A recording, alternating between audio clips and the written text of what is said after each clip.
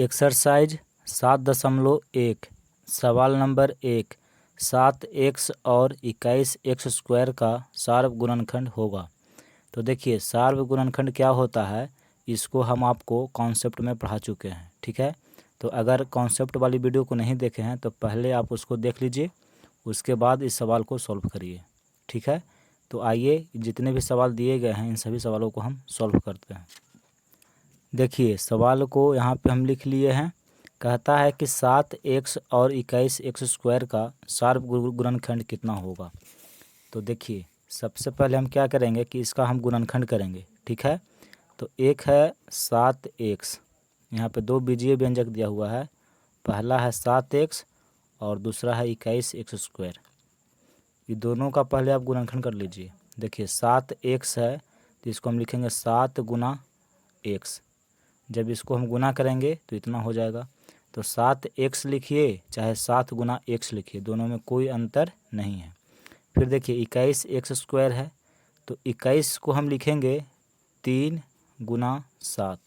21 को हम लिख सकते हैं 3 गुना 7। देखिए 3 सत्ते 21 हो जाएगा।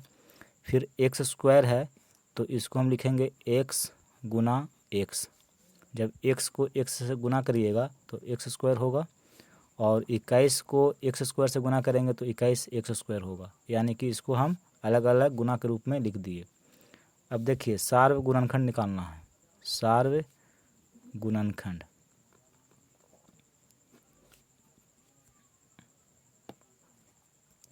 तो सार्व गुणनखंड क्या होता है, ऐसा गुणनखंड जो सभी में हो। ठीक है, तो देखिए इसमें देखिए 7 है और इसमें भी 7 है, यानी कि 7 हम देख रहे हैं कि यहाँ भी है यहाँ भी है, दोनों में है, यानी कि ये सार्व गुणनखंड है। ठीक है, तो यहाँ पे लिखिए 7। फिर देखिए x यहाँ भी है x यहाँ भी है, दोनों में x है तो x भी हो जाएगा। अब यहाँ 3 है लेकिन 3 इसमें नहीं है तो ये सार्व गुणनखंड नहीं होगा। x यहाँ पे तो है लेकिन इसमें x नहीं है तो ये भी सार्व गुणनखंड नहीं होगा। तो सार्व गुणनखंड है 7 और x। अब इसको गुना कर दीजिए, तो 7 को x से गुना करेंगे तो 7x होगा, यही सार्व गुणनखंड होगा इसका। ठीक है, तो देखिए ऑप्शन ए सही है, इसमें 7x है, यही आपका उत्तर है। सवाल नंबर 2, इसमें दिया हुआ है 21x² और -14x का सार्व गुणनखंड होगा, यानी कि इसका सार्व गुणनखंड निकालना है। ठीक है, तो यहाँ देखिए पहला बीजीय व्यंजक है 21x² और दूसरा बीजीय व्यंजक है -14x, और इसका सार्व गुणनखंड निकालना है। ठीक है, तो पहले हम क्या करेंगे, ये दोनों का गुणनखंड करेंगे। देखिए 21 है तो 21 को लिखेंगे 3 गुना 7, 3 सत्ते 21 हो जाएगा। x² है तो इसको हम लिखेंगे x गुना x। ठीक है, x² को लिख सकते हैं x गुना x।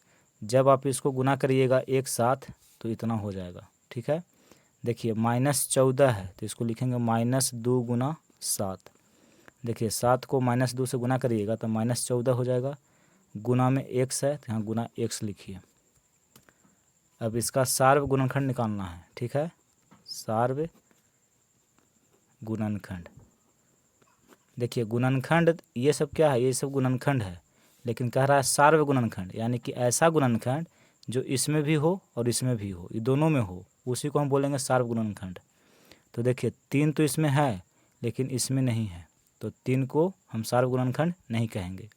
7 इसमें भी है और इसमें भी है, यानी कि 7 हम देख रहे हैं कि दोनों में है, तो 7 क्या है, सार्व गुणनखंड है। और चेक करिए, देखिए x यहाँ भी है यहाँ भी है, यानी कि x दोनों में है, तो ये भी सार्व गुणनखंड होगा। गुना में लिखते जाइए। फिर x यहाँ पे है लेकिन इसमें अब x नहीं है, तो सार्व गुणनखंड हुआ 7x। इसको गुना कर दीजिए तो 7x होगा, यानी कि इसका सार्व गुणनखंड 7x है। देखिए ऑप्शन बी सही है। सवाल नंबर 3, 6x³ और 8x² का सार्व गुणनखंड होगा। 4 ऑप्शन दिया हुआ है, इसमें से एक ऑप्शन सही है। ठीक है, देखिए दो बीजीय व्यंजक दिया हुआ है और इसका सार्व गुणनखंड ज्ञात करना है। तो सबसे पहले जो बीजीय व्यंजक दिया हुआ है उसको हम लिख लेते हैं। अब देखिए ये दोनों बीजीय व्यंजक का हम गुणनखंड करते हैं। 6 है तो 6 को हम लिखेंगे 2 गुना 3, ठीक है, 2 तिया 6 हो जाएगा। फिर देखिए 6 के साथ गुना में x का घात 3 है, यानी कि x क्यूब को हम लिख सकते हैं x गुना x गुना x, ठीक है। इसको देखिए 8 है तो 8 को लिखेंगे 2 गुना 2 गुना 2, 2 दूनी का 4, 4 दूनी का 8 हो गया। फिर x स्क्वायर है तो इसको लिखेंगे x गुना x, जब इसको गुना करेंगे तो x स्क्वायर होगा। y है तो यहाँ लिखेंगे y। देखिए सार्व गुणनखंड ज्ञात करना है। सार्व गुणनखंड, ठीक है। तो गुणनखंड और सार्व मतलब दोनों में होना चाहिए। ऐसा गुणनखंड जो दिए गए बीजीय व्यंजक में सभी में हो। यहाँ पे 2 बीजीय व्यंजक दिया हुआ है तो ये दोनों में गुणनखंड होना चाहिए। देखिए 2 तो इसमें है, इसमें भी है, यानी कि 2 क्या है, सार्व गुणनखंड हुआ। इसमें भी है, इसमें भी है, तो 2 लिखिए यहाँ पे। फिर देखिए 3 यहाँ पे है लेकिन इसमें 3 कहीं नहीं है, तो ये बीजीय व्यंजक, ये सार्व गुणनखंड नहीं होगा। फिर देखिए x यहाँ है, यहाँ पर भी है, ठीक है, यानी कि x दोनों में है तो ये हुआ सार्व गुणनखंड। फिर देखिए x यहाँ भी है, यहाँ भी है, ठीक है, तो ये भी हुआ सार्व गुणनखंड। तो यहाँ लिखिए x, जो भी गुणनखंड दोनों में मिले उसको आप गुना के रूप में लिखते जाइए, ठीक है। x यहाँ पे है, अब देखिए x इसमें कहीं नहीं है तो ये सार्व गुणनखंड नहीं होगा। इसमें y है लेकिन इसमें y नहीं है तो ये भी नहीं होगा। फिर देखिए 2 यहाँ पे है, इसमें कहीं नहीं है। यहाँ पे 2 है लेकिन देखिए इसको और इसको हम एक साथ काम पहले कर चुके हैं तो 2 का काम अब ख़त्म हो गया है, ठीक है। तो इस तरह से इतना मिला, यानी कि ये तीनों ये दोनों में है, ठीक है। तो 2 x को x से गुना करेंगे तो x स्क्वायर, तो यही होगा सार्व गुणनखंड इसका। तो देखिए ऑप्शन बी सही होगा। सवाल नंबर 4, रिक्त स्थानों को भरे। ए 7x 21x स्क्वायर और -14xy का सार्व गुणनखंड कितना होगा, ठीक है, यानी कि इन तीनों का सार्व गुणनखंड ज्ञात करना है। तो देखिए पहले यहाँ पे 3 व्यंजक दिया हुआ है उसको हम लिख लेंगे। पहला है 7x, दूसरा है 21x स्क्वायर और तीसरा है -14xy, ठीक है। अभी तीनों का हम गुणनखंड करेंगे। देखिए 7x है तो इसको लिखेंगे 7 गुना x, जब इसको गुना करेंगे तो इतना हो जाएगा। फिर देखिए 21x स्क्वायर है तो इसको लिखेंगे 3 गुना 7, 21 को लिखे 3 गुना 7, जब इसको गुना करेंगे तो 21 होगा। और x स्क्वायर है तो इसको लिखेंगे x गुना x, ठीक है, इसको गुना करेंगे तो x स्क्वायर हो जाएगा। देखिए -14xy, तो -14 है तो इसको लिखेंगे -2 गुना 7, 7 को -2 से गुना करिएगा तो -14 होगा। गुना में xy है तो यहाँ गुना में लिखेंगे x गुना y। तो ये जो हम निकाले हैं ये गुणनखंड है, ठीक है। और सवाल कहता है कि सार्व गुणनखंड बताइए। सार्व गुणनखंड, सार्व गुणनखंड का मतलब क्या होता है कि ऐसा गुणनखंड जो दिए गए व्यंजक में सभी में हो, ठीक है, ऐसा गुणनखंड होना चाहिए। तो देखिए 7 इसमें भी है, इसमें भी है, इसमें भी है, यानी कि 7 क्या है, गुणनखंड है और ये तीनों व्यंजक में है। इसमें भी 7 है, इसमें भी है, इसमें भी है, देखिए ध्यान से, यहाँ भी है, यहाँ भी है, यहाँ भी है, तो 7 हुआ क्या, सार्व गुणनखंड हो गया। तो यहाँ पे लिखेंगे 7 गुना x, यहाँ भी है, यहाँ भी है, यहाँ भी है, यानी कि x तीनों में है तो ये भी हुआ सार्व गुणनखंड। तो यहाँ पे लिखेंगे x। अब देखिए इसमें तो अब कुछ नहीं है तब छोड़ देंगे, ठीक है, यानी कि तीनों में 7 है और x है तो इसको गुना करेंगे तो हो जाएगा 7x, यानी कि इसका सार्व गुणनखंड होगा 7x, यही उत्तर होगा। सवाल नंबर बी कहता है कि x का घात 3 और -y x स्क्वायर का सार्व गुणनखंड कितना होगा। तो देखिए दो व्यंजक दिया हुआ है, पहला x का घात 3 है और दूसरा y minus y x square है, ठीक है। और इसका सार्व गुणनखंड निकालना है। तो देखिए सबसे पहले इसका गुणनखंड करेंगे। x का घात 3 है, इसका मतलब हुआ x गुना x, ठीक है। फिर देखिए माइनस वाई एक्स स्क्वायर है, तो इसको गुणनखंड करेंगे तो माइनस वाई गुना एक्स। देखिए एक्स स्क्वायर है तो एक्स गुना एक्स, माइनस वाई गुना में है तो माइनस वाई। अब हमको निकालना है सार्व गुणनखंड। तो यहाँ देखिए सार्व गुणनखंड, ऐसा गुणनखंड जो दिए गए बीजीय व्यंजक में सभी में हो, ठीक है। तो देखिए यहाँ पे x है, यहाँ भी x है, चाहे ऐसे देखिए सीधा सीधी देखिए, यहाँ x यहाँ भी x, ठीक है।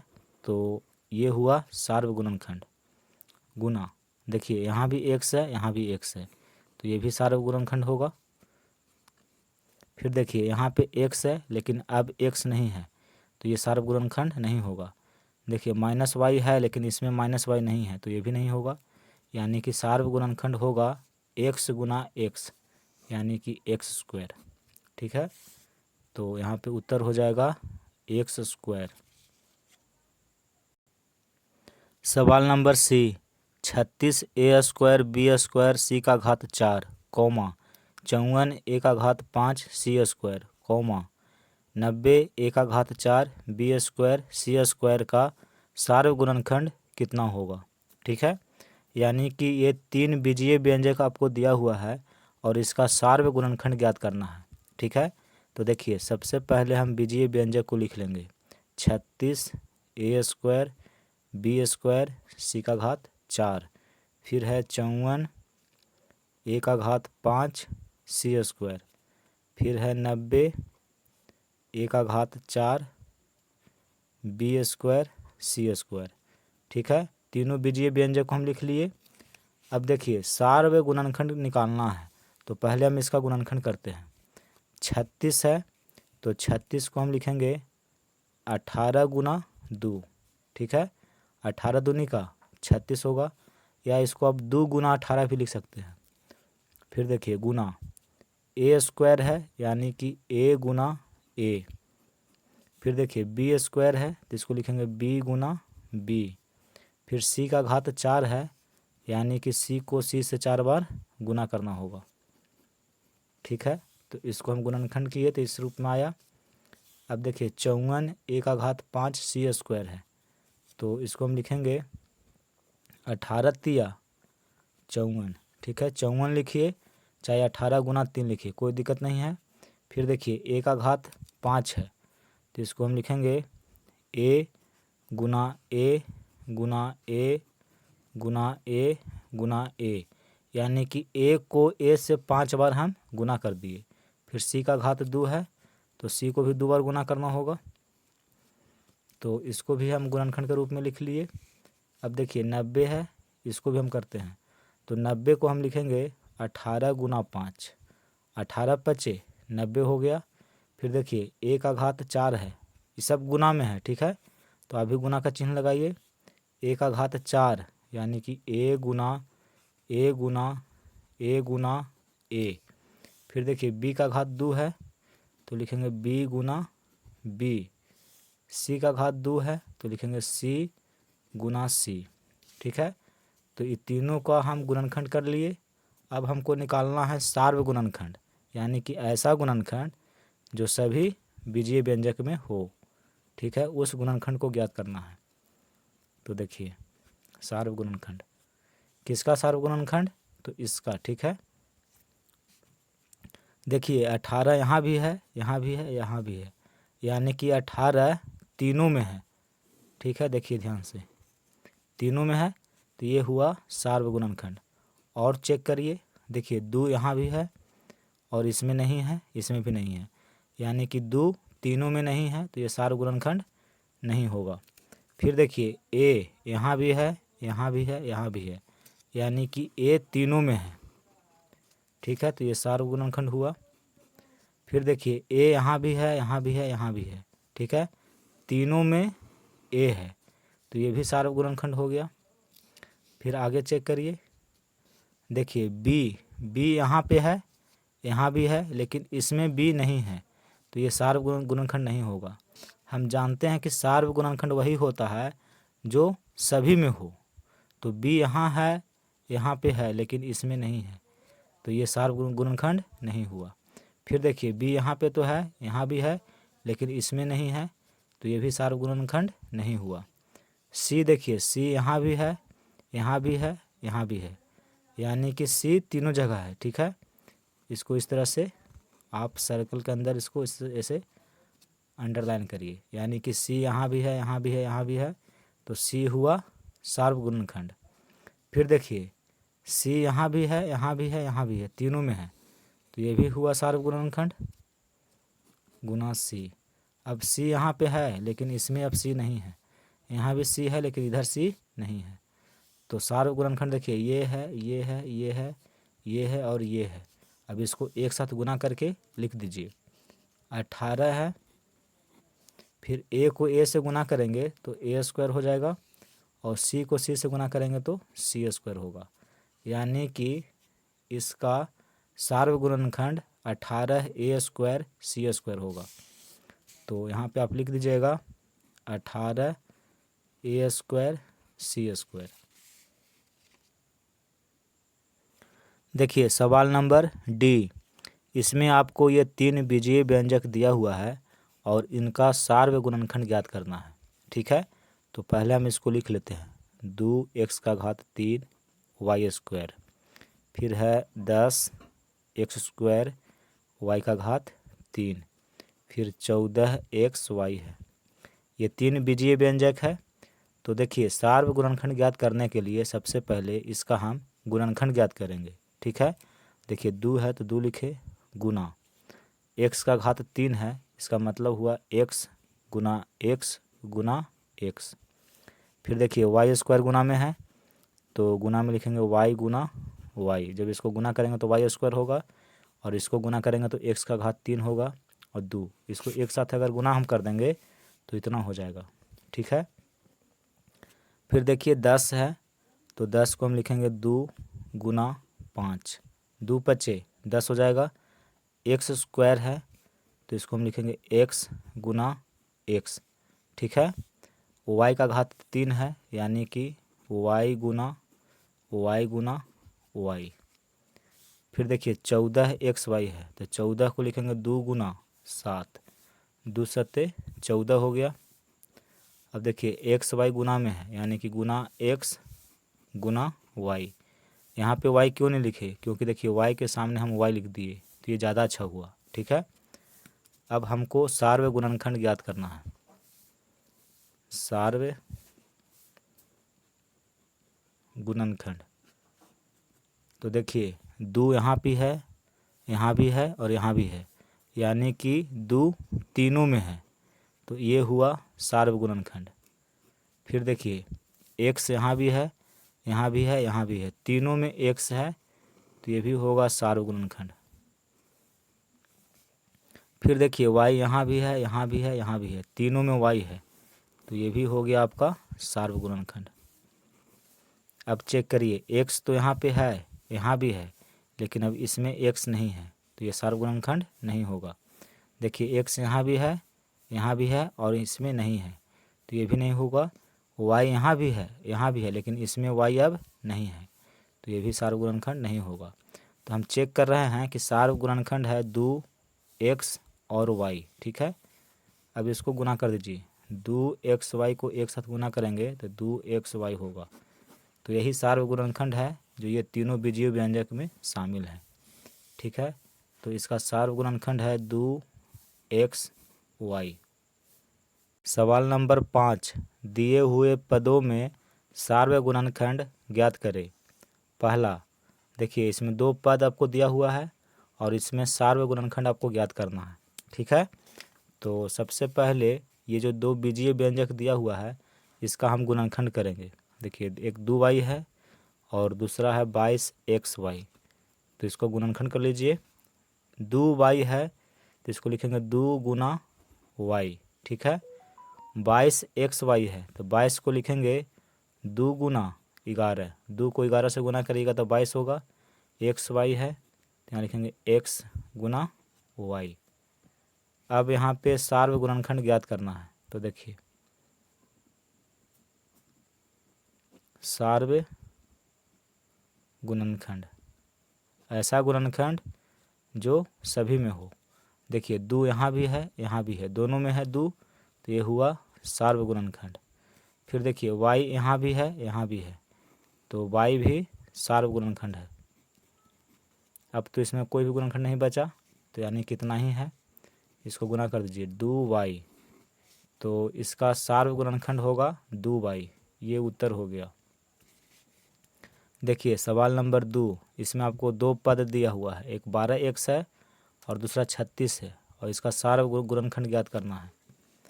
तो दोनों को पहले हम लिख लेते हैं, पहला 12x, दूसरा 36, ये दोनों को पहले गुणनखंड करिए।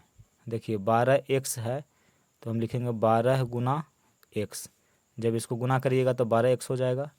36 है तो 36 को लिखेंगे 12 गुना 3, 12 तिया 36, ठीक है। अब देखिए सार्व गुणनखंड,